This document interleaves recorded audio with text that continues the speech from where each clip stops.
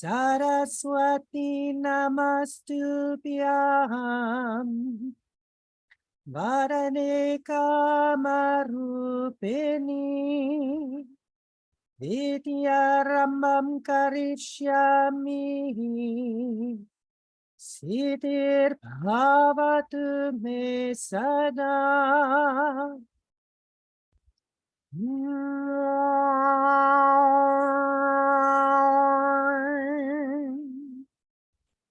Shanti, Shanti, Shanti.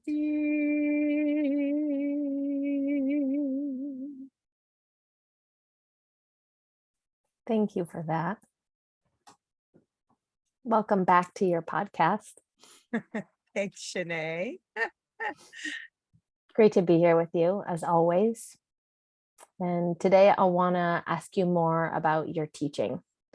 So you mentioned briefly in a previous episode that you softened a lot once you met Rama Jyoti Vernon. Can you tell me more about that? Yeah, so much of yoga is about the effort.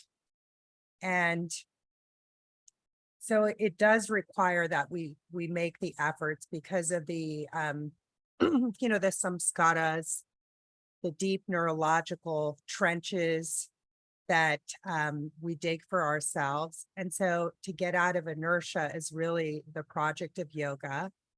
And then it's really interesting because then sometimes, then the inertia becomes the inability to just let things be. And so then effort can become an obstacle. And Rama being she was really a practitioner, I want to emphasize that.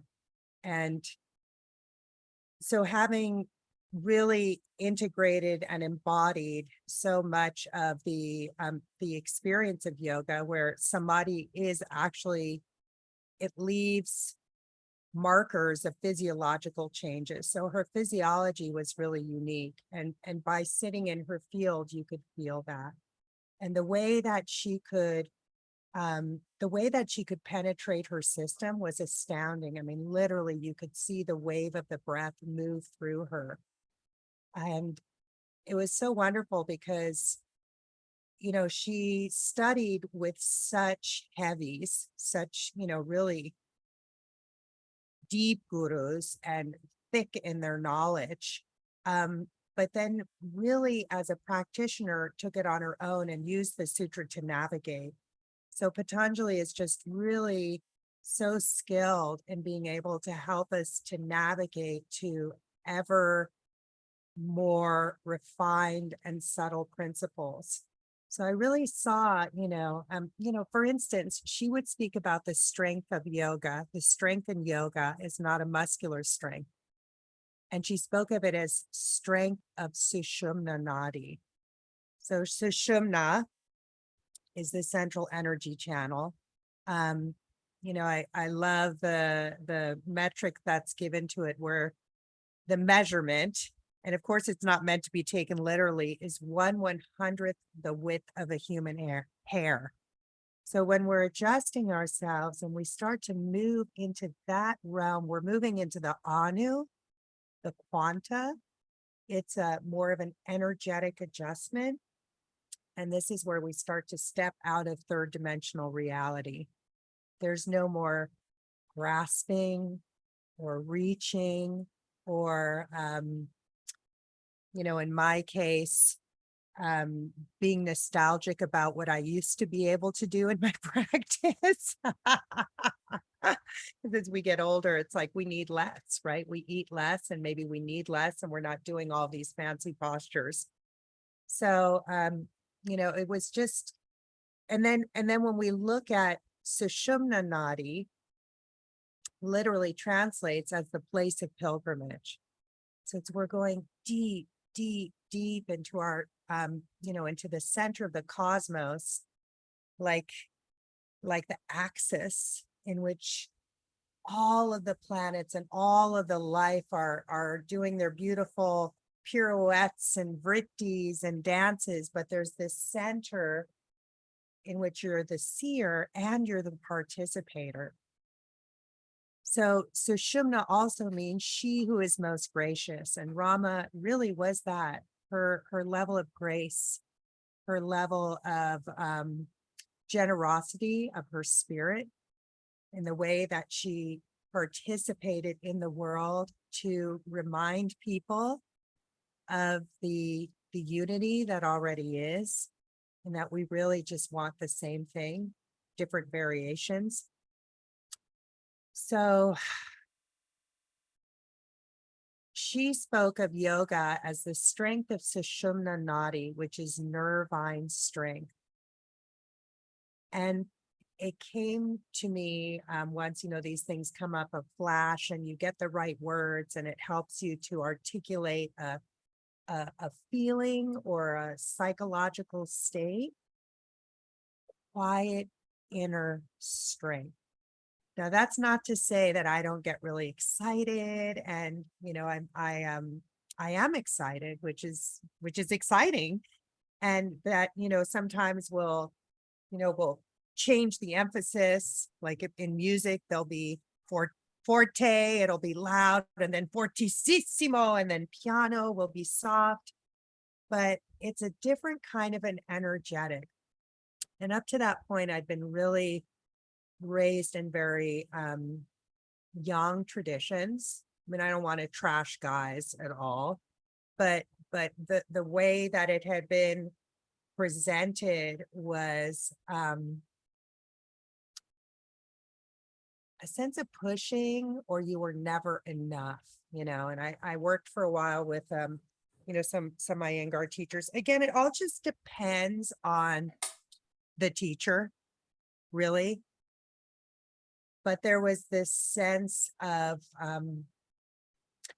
there was something severely wrong with you if you couldn't do a particular pose or a particular action. So then it really brought me back, being with Rama, to true to what Patanjali is saying. Yoga is synonymous with samadhi. He uses samadhi, and samadhi is about standing in your wholeness and realizing that in your wholeness, that there's going to be pieces and parts in which there's longing, and that longing is what's right about you. It's not what's wrong about you. So I would say, that became really different because just the whole bhava, or the internal space in which I was practicing, shifted. And so then we stopped focusing on the teacher, right? The sutra are the way that we complete that circle of love, that link the teacher, the teachings, the student to source wisdom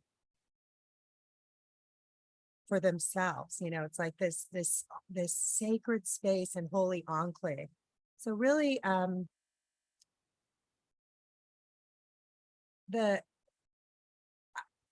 started moving more from my wholeness, as opposed to the splintered part of self, where I thought, if I could do this, I'd be more deserving of love, or I would really demonstrate that I've got my shit together.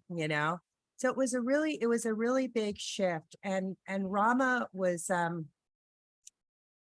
just so good at seeing what was beautiful in the individual. And it was just a very very different feeling, very loving, very nurturing. And, there also wasn't this attachment to this certain form. Now, certainly, like, if you looked at her, she had the legs of an Iyengar student. She had the chops, she had the technique, but she didn't get stuck there. And it seems like a lot of people do.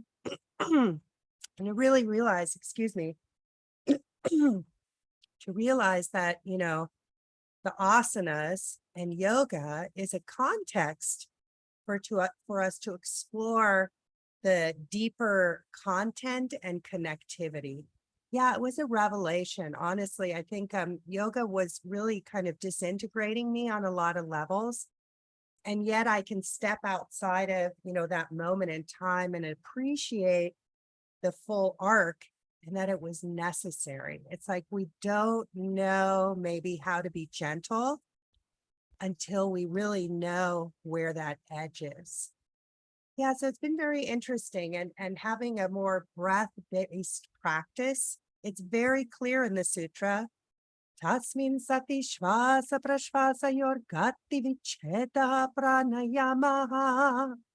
After the sutras on asana, where it says, the perfection of asana is where you let go of efforting.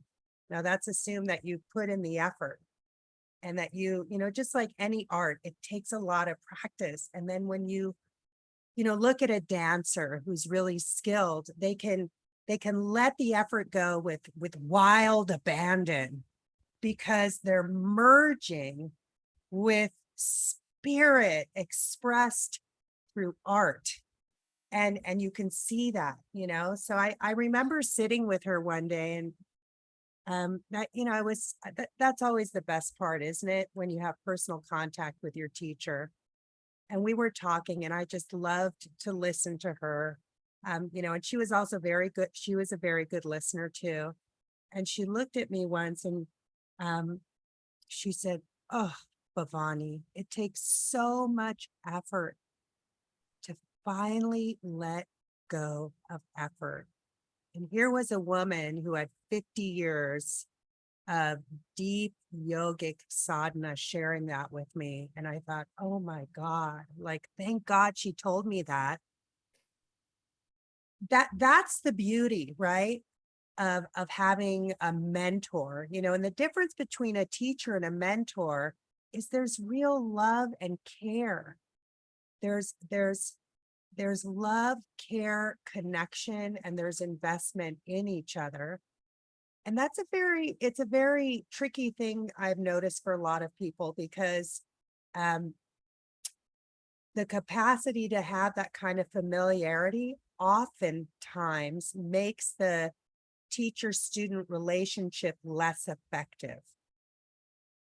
So fortunately, we were able to have that, and I'm able to have that with you, where we have a deep love for each other. And yet, there is an understanding that that you've hired me for something. It's not just an ego fluffing relationship. So that was really, really remarkable to me to have somebody who was so in their own wholeness that they could hold me in that way and lift me up, because it can be lonely as a teacher. It really can be, and to see that, we have colleagues, and yet there's kind of like a seniority, and it's not a hierarchy thing. It's like you've just been around longer, you've cooked a little bit longer, and then eventually you're gonna, fry your seeds of karma and hopefully and evaporate. And then that other person is going to carry that heart-to-heart tradition further. Yeah. Honestly, I really I can't imagine, and I don't know that I want to imagine where I would be had I continued in the path, the way that it had been presented to me, because there was so much wounding, like so much of what was offered came from a place of wounding. And that's where we have to be so careful. It's kind of like the astrological sign of Virgo. Virgo is so meticulous in understanding the details and developing like critical thinking and dissecting things to the point where it can actually break itself down, but in its highest expression, it's for the project of healing and wholeness. Yeah. So Rama brought like the heart back in, and so much of that was coming from the breath. And after she died, I had visitations 3 nights in a row. And it was so intense. So intense. Like I'd never had such strong teachings from her. And I was in a training, and I remember, she was working me all night, giving me like the main intentions of yoga and of her transmission. And one of those nights, she was having me do the back breathing. So this is where, in Marjariasana, so many people on the inhale, they arch the spine into lordosis, which actually, it pushes the organs forward. It creates, it was, I think, Yogananda who said, all of yoga is to align the coccygeal plexus with the seat of the soul, which is right in that space, the outlet of the occiput. So all of that's aligning the 7 stars of the chakras and all the minor chakras as well, the micro chakra. So, when we push the belly forward on an inhale, which, listen, all movement is good, but when that's the imprint that's given, it actually, it creates changes in our physiology. And that's an action that animals do when they're under attack. They bloat themselves and make themselves look really big. So she had, and it's interesting because I had always spontaneously felt like I always did it the opposite way. So instead, when you inhale, you feel your back body lengthen, and you feel the little anal coccygeal tendon lengthen. So there's length in the spine, and you feel the sense of the ribs broadening out and the diaphragm broadening out laterally. And then when you exhale, there's a sense of growing longer through your crown. And so that night, she was like over and over. And so all night I was doing this breathing.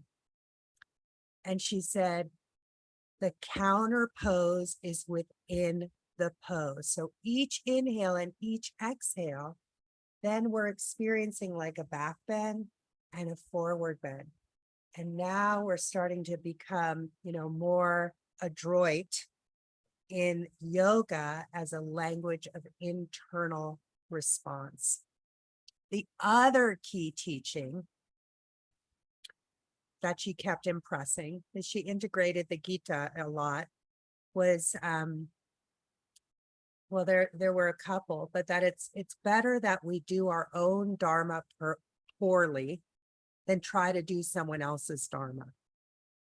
So this is where, so many of the teachers, it was kind of like they were telling us how to be and what it should look like. And you're trying to fit yourself, you're a square peg or a round peg in a square hole into these ideas and these concepts. And she said, it's better, svadharma, like what fills you with sweetness and what supports you is really what you're exploring. And the action of inaction, that we give up being the doer. So that's the samadhi state. This is where you're like, wow, this isn't my breath. Breath is like the entire universe is breathing through me. And I'm not going to take it in forcefully, because this is a form of diksha, this is a form of grace that's filling me. So to recapitulate, I would say she brought grace back into the practice, and she brought love back into the practice in a very feminine way, which is like birthing creativity. And like those yoni temples, it's about entering the void and moving into the back body, the sense of the shadow, which is, where she would say, everything we want to know is held within the subconscious. Wow.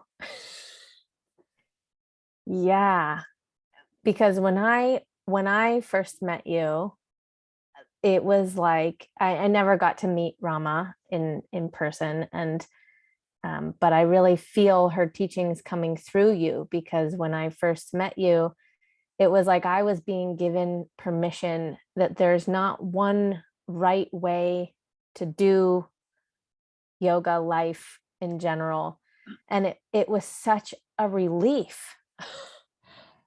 It was like, oh my God, you mean I get to like explore? And that leads me to my next question. So thank you for that, because it was like over the years that I've studied with you, you're you're a student first and foremost, and that comes through. And that's why I love studying with you, because um 7 years ago you were teaching about the brain and the glands of the brain, and then it was the year of the serratus, and then recently it's the pelvic floor. And for me, it it it it turned yoga on its head for me personally, because it wasn't like this is the way it is and this is the way it's always going to be.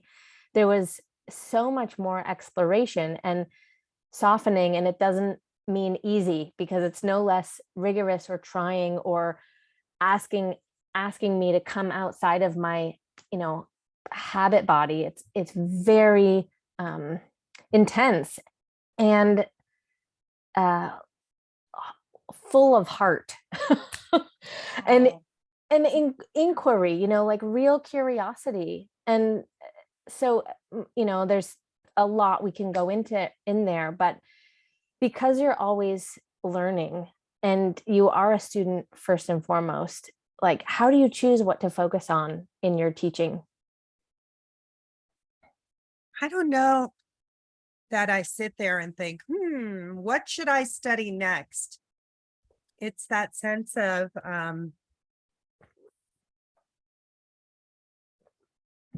like it presents itself. I don't know, we might call it grace or we might call it timing.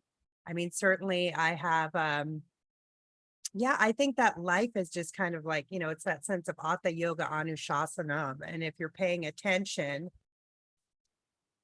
everything is being revealed in the moment. Everything is there, but we only have so much bandwidth.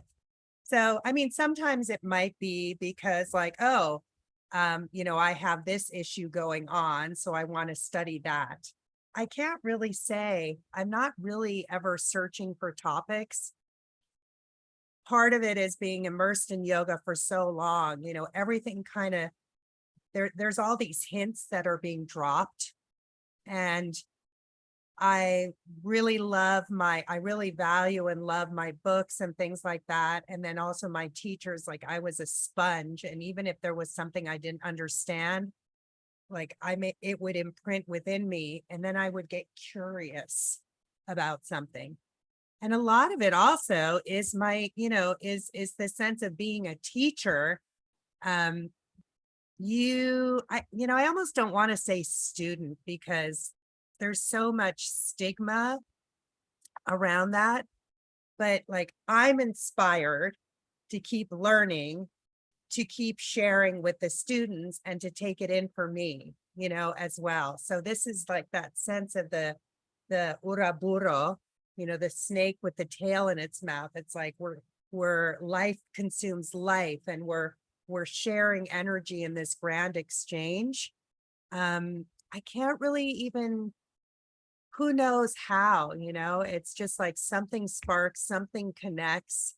Certainly conversations with respected, colleagues, and something will come up. And then I become even more curious about it. Yeah.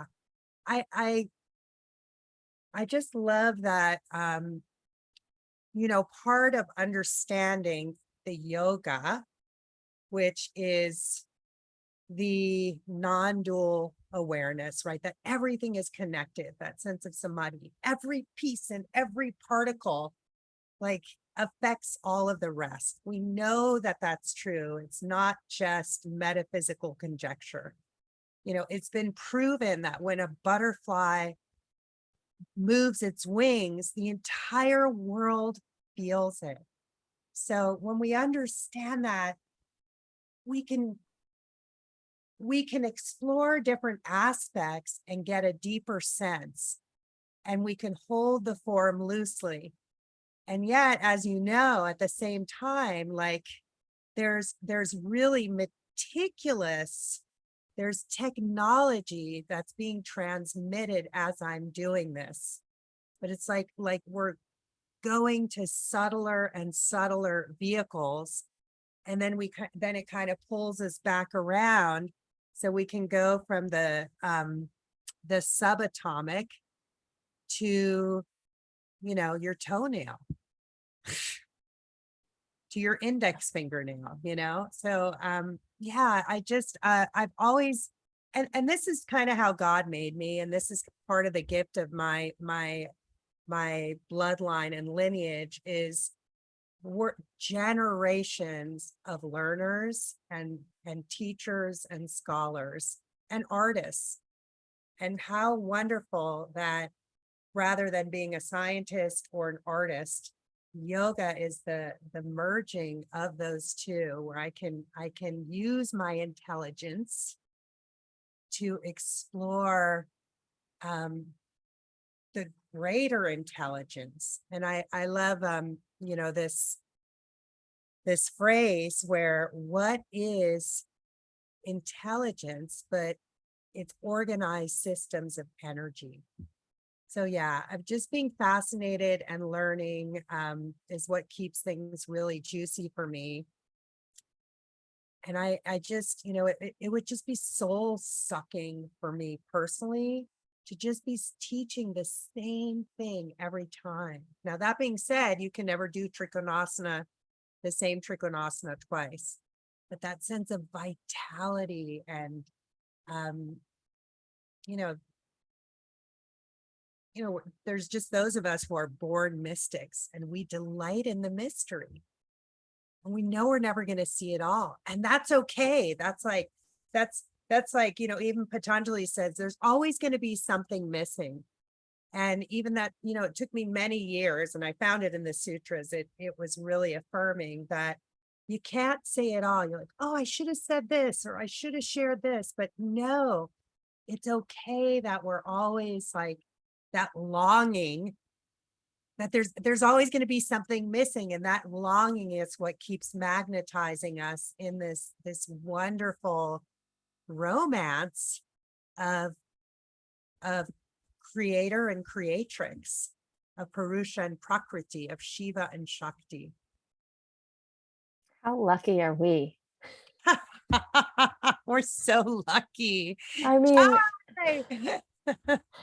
it really, like, I slight tangent, but it just goes to the heart, and so many of my fellow yoga teachers, there's a sort of a complaint that, now that you're a teacher, or now that they're a teacher, they don't have time for their own studies or their own practice. And for me also, as a teacher of yoga, I never really got it, because that's, for me, the inspiring piece, to be always learning and always trying new things. And I do it for me, but I also do it for the people that I hold space for, that come to my classes. Any thoughts? Yeah, I love what Joseph Campbell says, it's like, I will eat and I will be eaten. So it's part of this reciprocity. I mean, certainly if I wasn't teaching, I could totally focus on myself. But, again, it's like yoga isn't just about the self with the small s. It's about the continuing, participating, instead of just being dragged along or trying to fit the old mold, being part of the evolutionary impulse.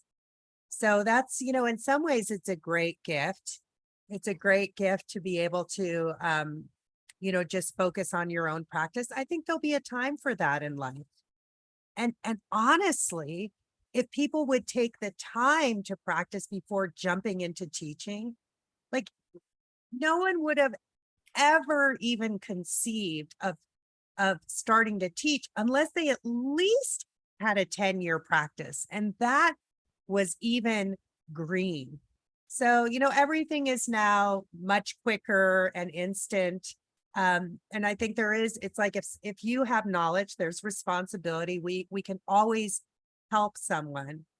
But really, really reveling and treasuring that time of your apprenticeship or your studentship, and then being solid enough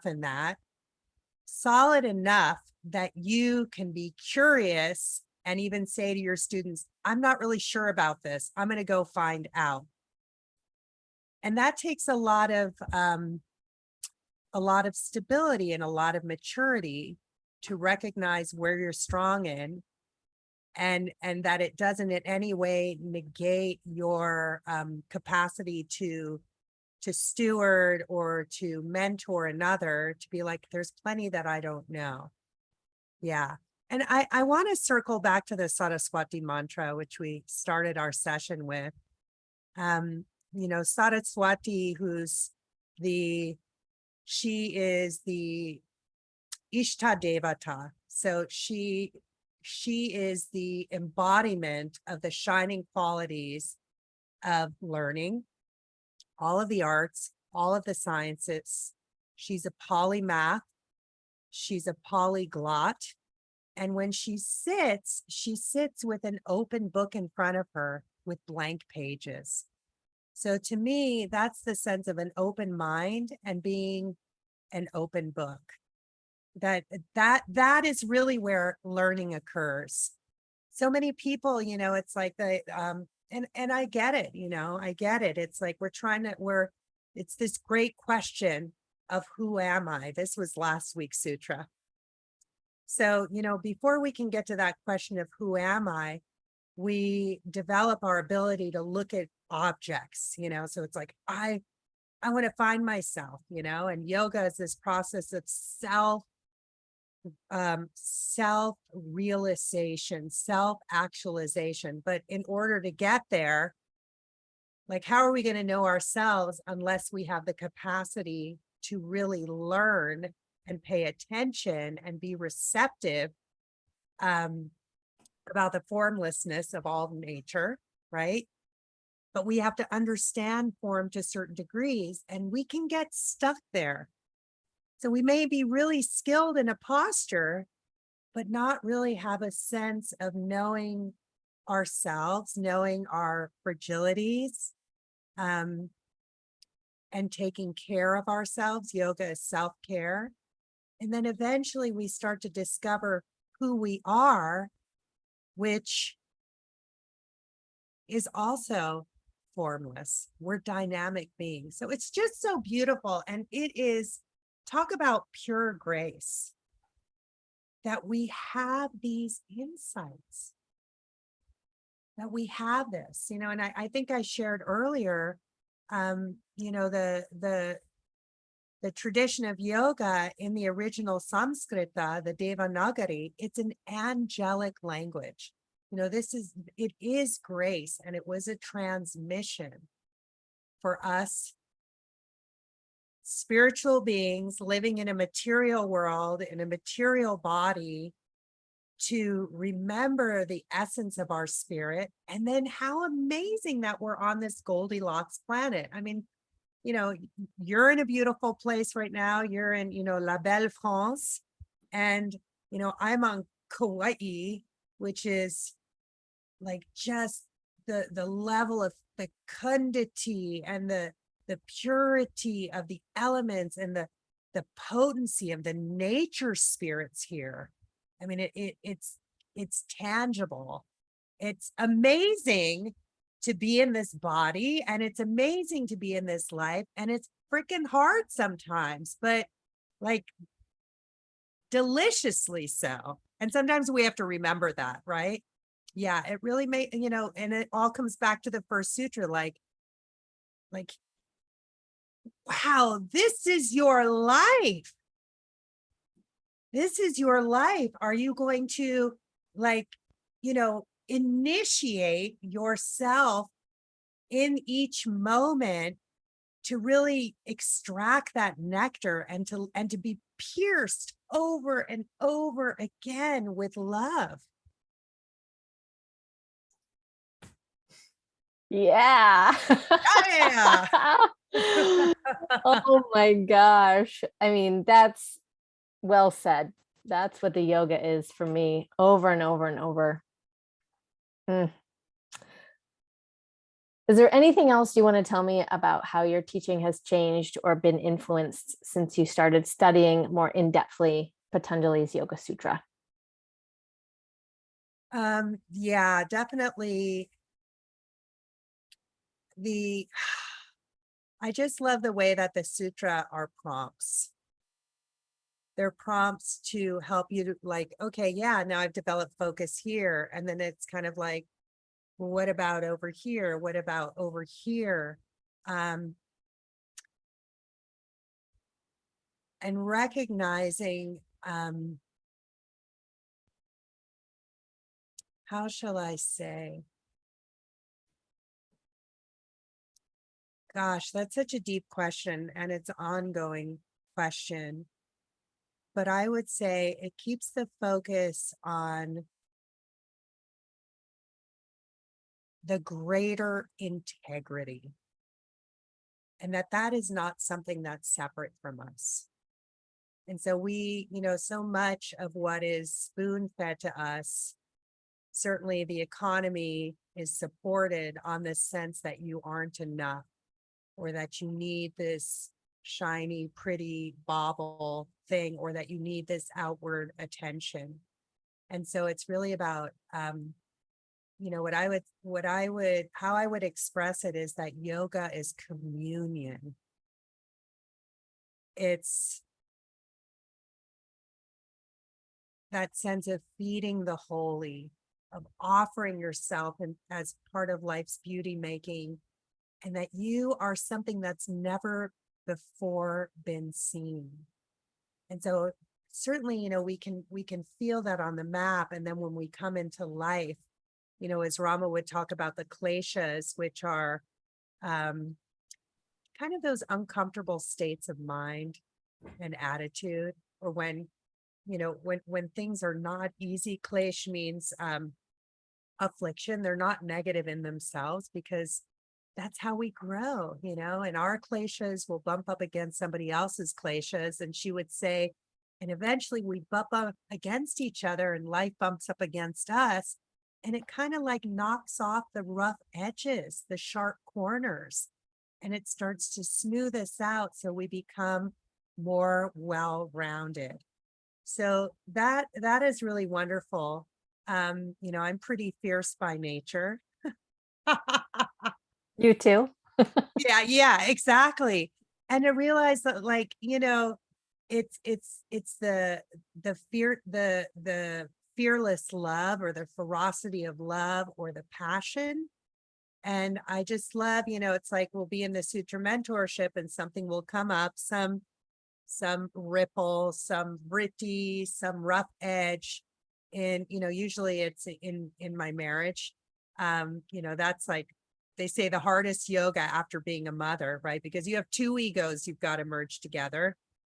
And part of our gift is that our sons are exactly square. We come from totally different angles, even though we're going the same place. And so we'll bump up against each other. And then there will be a sutra for it. Like the week before last, the sutra was speaking about, let me think. Eta yeva savichara nirvichara cha sukshma vishaya vyakyata sukshma vishayatvam cha linga paryavasanam. That we can hold space for resolution. And we don't know, there's the mystery of resolution, but it's, what yoga has taught me is the greater integrity, that there's something that's bigger, that I'm not seeing. and that there's a ripening process, even though like my sense of urgency wants things right now and I want to fix it or I want to direct it. Like, can I let go of being the doer, be the undoer and make my abode in that shraddha, which is that devotion, that commitment, in knowing that things work out in the end. They don't, my mother used to say, and I call this a Mama Sutra, you aren't always going to get what you want, but you can have something special. So there's magic behind it, and to step into that magic. And can I find that then this last week's sutra, Tayeva Sapicha Samadhi, that we, instead of focusing on the seeds, which could be the objects or the karmas, we bring our awareness into the womb space, or Hridaya Garbha, which is the golden womb or the golden heart of creation. So we're holding sacred space. And then not only are we holding it, but we're held in a larger sacred space.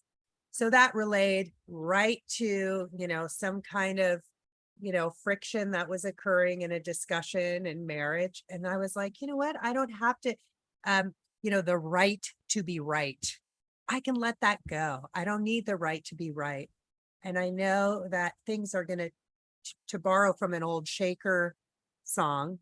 Oh, it's kind of like the Vritti, the gift to be simple, the gift to be free, the gift to turn around where we want to be, and turning, and they would spin like the dervishes.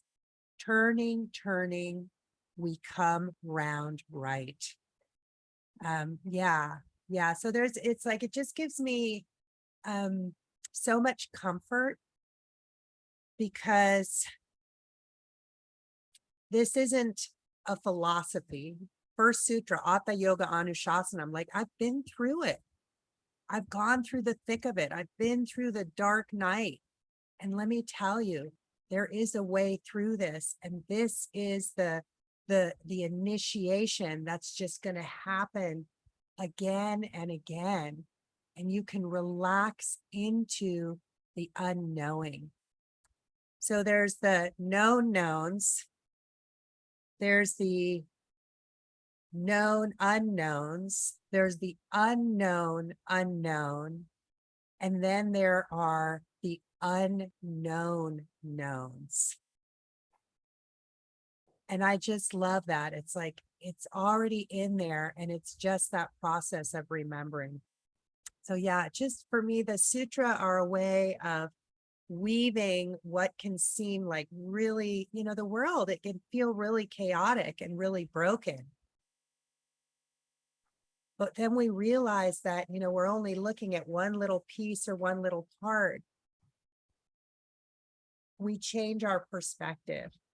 We not only reframe our experience, but we realize the nature of the problem addiction. And so now, what is really fascinating me is, instead of focusing on the problems, is realizing the greater integrity, and that I can soften into that. I can soften into it, and I can offer into it. Yeah, thank you. So switching gears a little bit, I want to talk to you about the language you use. And I've noticed that you used to call your trainings yoga teacher trainings. And I don't know when you switched, but now you're calling them just trainings, the work that you do with people in these in-depth study kind of ways. And you're still teaching teachers.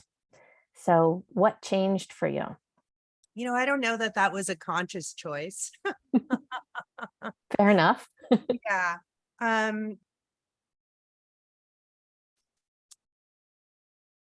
You know, it's so wonderful because, as you know, like you've done my trainings repeatedly, and even quote unquote the same training. But like it isn't the same training because our body of knowledge and my interests shift and change. So there's that sense. And then also the magic when we come together and having people who are curious and willing to ask the questions instead of just tell me what to do. It becomes this, you know, sangata, this gathering in which, you know, things are revealed. And there's all of this, you know, uncovering, this discovery.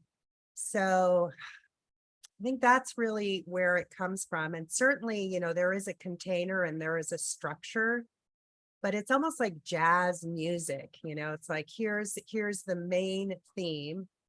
And then there's going to be all kinds of embroidery and embellishment, or maybe, you know, the rest of the ensemble drops out and we've just got the bass going, kind of like, you know, the bass and the drums, that's what like holds it all together. It's kind of like the heartbeat and the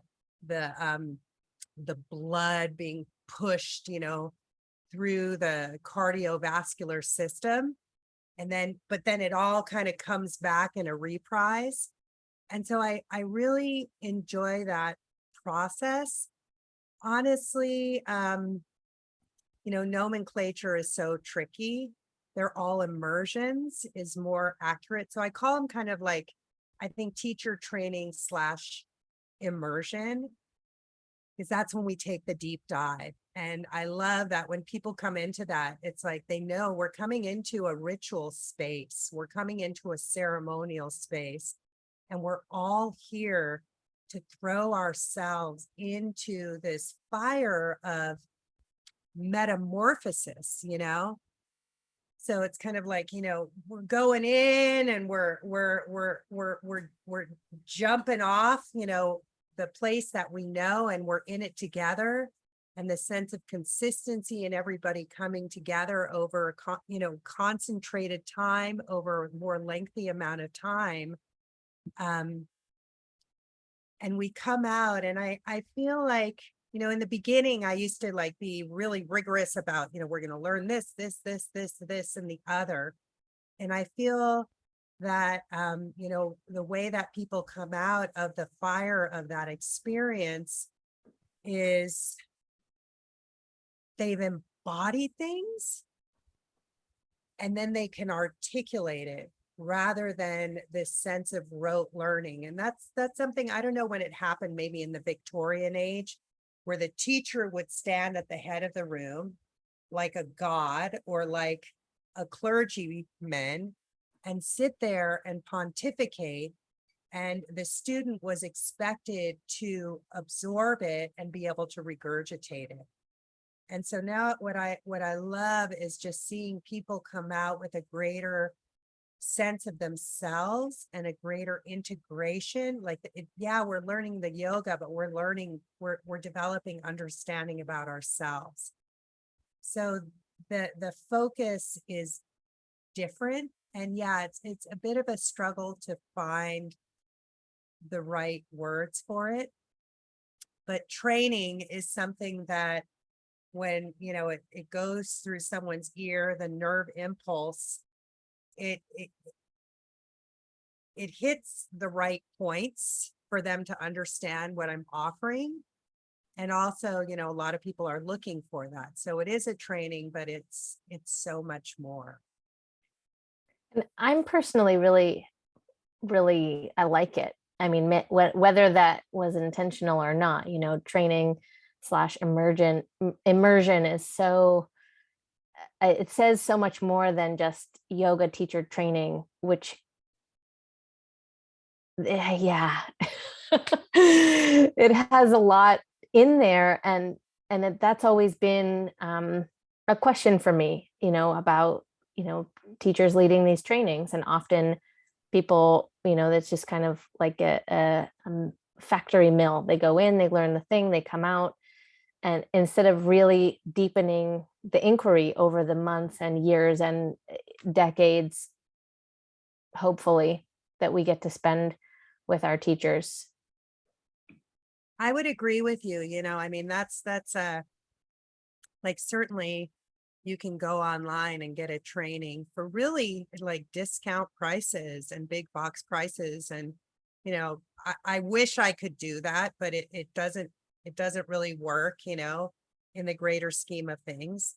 And that's partially because I don't have 100 students coming in. And with my new shala, it's much more of a concise space. And so the level of connection, it's again that sense of mentorship. Like, we're here to develop our capacity for relationship. If we look at yoga as relationship, and that there is reciprocity, as opposed to like I'm reading a manual on how to disassemble a transmission on a car and put it back together and put it back in the car. So it's a really different context. And I certainly, it's also kind of unique is that so many people farm out. I know there's plenty of trainings where you do this with this person, you do this with that person, and there's benefit to it. But I feel like it can be a bit piecemeal and a bit disjointed. What I really like is this sense of, it's exciting to work with individuals and watch how they wake up on so many layers. When I think about like how you came in and what your legs looked like, and now how your legs look like, and even how the way you're breathing or you're moving, or the way that you're metabolizing your experiences, that's what keeps it alive and juicy. And we're able to do that because we're together and we're spending time together, and there's real investment. Yeah. So it's a very different, if what we're learning is we're learning how to see. As Iyengar would say, don't just look, but see. Don't just listen, but hear. Don't just touch, but feel. And then we really like start to peel away all of these accretions of armoring and striving and self-alienation to what we're learning is we're remembering how to learn. And I think it was Krishnamurti who said, as soon as you tell a child what the name of that bird is, they stop learning. Because you're compartmentalizing. And that's, as Patanjali says, that's really helpful in science, where we categorize and we have, the genus, the phylum. We go from archetype to more specific forms, but even then we're not able to see the individual. So when we marvel in the individuality, it's a very different kind of an experience. Yeah. So And I would say that these immersions trainings are an experience. And what I like to do is leave people with this sense of like, wow, that was interesting to me, and I'm curious about that. And there's been research that the more you explore a topic, the more interested you become. And Patanjali's very clear about that. He says like the really the highest acumen of student is someone who's deeply interested. So people will come into my training, or / immersion, and they want to learn how to teach yoga. And they go, oh my God, the sutras. Oh God. And then, I've had them leave and they're totally like, the sutras becomes their great love, because they didn't realize the bigness of it all and how it reveals that greater integrity. it's like what it's what it's what links it all together. Yeah, and I've taken your trainings, the same one, many times over, and it's always different, and it's so potent, and a very unique thing that I've learned from you, and maybe other people do it. I just have not come across it, but is that you've often said that, yoga is the thing in the center. It's not a top down, learning environment. Is like we're all getting a look at this thing that's in the center, and you also set up your room where we're facing each other. And now it's unique because you teach in a round yurt. And even when you had a studio with 4 straight walls, we turned to face each other. And that was very unique for me. And as a teacher, I've started doing that in all of my classes. And I can just say the level of communion and reciprocity is just by simply that one change of, directionality, is that everybody is not just facing you or the teacher, but Or a mirror. yes, or a mirror. Exactly. Yeah. Yeah. And so what do you want to say to new teachers that want to teach yoga?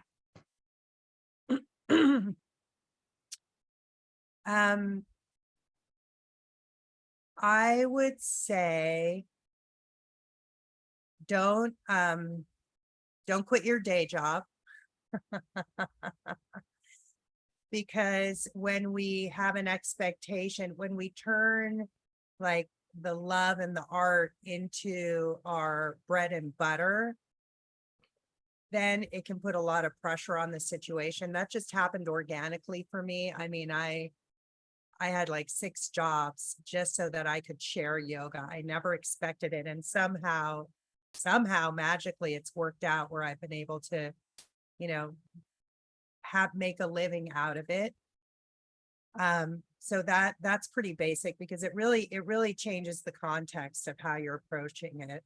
Then you're doing it to get something rather than to be in this grand exchange of energy. And certainly to really be a student. How can you effectively teach unless you're a continuing student in that way? And I would also say an imperative is getting some kind of therapeutic counseling, because when we're standing in the role of teacher, to be able to hold a healthy container is really important. And so things are going to come up, and the sense of guru, it's like it means heavy. And part of it is because you are carrying your students. Oh, this is new for me. Not only are you holding and caring them, but you care for them. So like, how can you, without enabling them, empower them? How can you, be clear in where you're solid and where you need to work on yourself? That's a big part of the integration. And I really feel that's, you have to understand that traditionally the student lived with the teacher. So there was kind of like no hiding and coming in and being so high and sanctimonious and reverent and holy in the room. It was a constant interaction. And so just like in any household, there's a raising of that student. But understand, and the student served the teacher, but the teacher was also serving the student, but the student was really taking care of the teacher and developing that commitment and ability to care for another. Sometimes it's easier to love your neighbor than yourself. And before that teacher had done the same thing. So it was really, it was really that lineage of love, of caring and raising each other. Certainly we don't have that context anymore, but we can do that in the way that we invest ourselves and commit ourselves. So I've mentioned this before. It's like, being really astute in what you want to learn, why you want to learn it, who you're going to learn with, and seeing the level of that person's integration. And it's not that they should be impeccable. I mean, we're only human. We have that aspect as well, but that teacher is also committed to offering into the wholeness, into the holiness as well. And then that's really a growing relationship, right? Love, like the honeymoon phase. You meet somebody and you think, oh my God, this is the perfect person. And we can look at it. Maybe they're emitting the right pheromones because they have the right genetic complexity that's going to strengthen your own, the genetics in your line. And it seems so perfect. And they've, done studies that like the honeymoon phase maybe lasts a year, maybe lasts 2 years, and then people break up, right? But like in true love, there's respect and care for the individual. And that's where you're willing to have forbearance or sacrifice certain things because you know it's important for that other person. And the more whole that other person is, the more that you can then care for this, the triad, which is the relationship itself. So like I care about Shanae and Shanae cares about Bhavani. And in allowing Shanae to do what's important for Shanae and me to do what's important for me, then we can hold this space of the greater integrity, which is the yoga of communion, of union, and of relationship. Thank you. And what would you say to seasoned yoga teachers or seasoned practitioners? What do you want to say to them? Keep cooking. Keep cooking and, just to really watch, I do feel like, Rama would say it over and over again, the sutra and the practices can't be separated. So the sutra are just so helpful because they're going to highlight aspects. It's like we can't see what we can't see. So that's why psychotherapy is so important. Like you just, we can do asanas to strengthen our body. We can read metaphysical teachings and understand, develop our cosmology.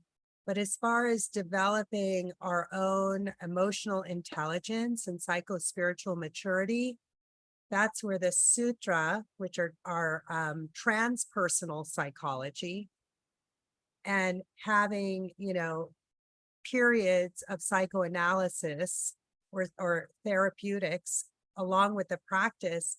Now you're doing the bottom to top therapy, you're doing the top to the bottom therapy. And I love what you said, yoga's in the center, right? It's the bridge. So as long as we keep taking care of ourselves, a lot of times, as yoga teachers, it's the challenge. We become so focused on taking care of everybody else that we can be depleted in ourselves. So really, taking care of ourselves so that we can come from our own fullness and offer without being depleted or being exhausted. It's so important. So the sutra are something that we can continue to reflect on our own. That's going to help us to bridge it all together. And then we have all of these other things that we can do. They're all part, it was a multidisciplinary approach. So yeah, it's so much bigger. Yoga is so much bigger than our idea. And so are we, so are we. Yay, it's beautiful. Don't let yoga ruin your life. Amen. Yeah, I think I'm going to save the last few questions because they're big questions for another time. great, Okay. great. Yeah. Thank you so much, Bhavani. My pleasure. Namastubhyam. Namaskara.